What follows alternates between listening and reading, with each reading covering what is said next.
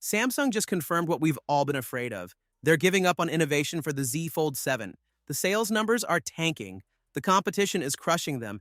And now, we've got internal documents showing they're not even trying to fix it until 2026. You probably saw that Z Fold Special Edition from October. Turns out it wasn't just some random release.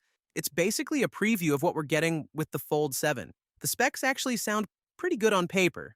We're getting the new Snapdragon 8 Elite chip with a 45% performance boost over the Fold 6. But here's where things get messy.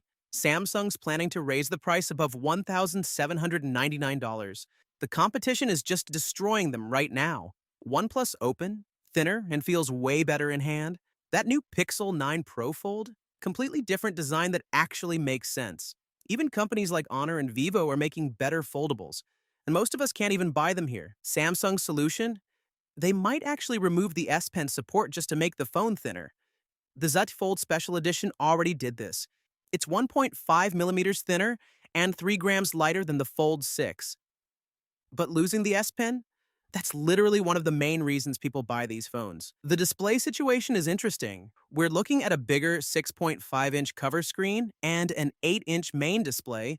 That's nice, but when you look at the competition, it's nothing special anymore. The cameras are where it gets weird. Samsung's been using the same 50-megapixel main sensor forever, while the Special Edition got a 200-megapixel camera. But there's no guarantee the Fold 7 will get this upgrade.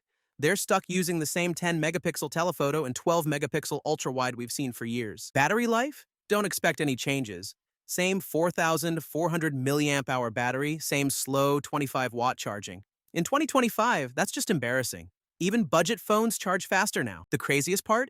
Samsung's actually lowered their sales targets for the Fold 7. The internal documents from Fastprint show they're only expecting to sell 6 million units of both the Flip 7 and Fold 7 combined. That's pretty bad when you remember Samsung used to ship over 300 million phones total back in 2019. And this is the really wild part. Samsung's basically admitted they're giving up on major changes until the Z Fold 8 in 2026. They're just going to coast with minor upgrades for another whole year while everyone else innovates. Should you wait for the Fold 7? At this point, if you want a foldable, the competition is doing everything better. Samsung might still have better software, but is that worth paying more for worse hardware? Let me know what you think in the comments.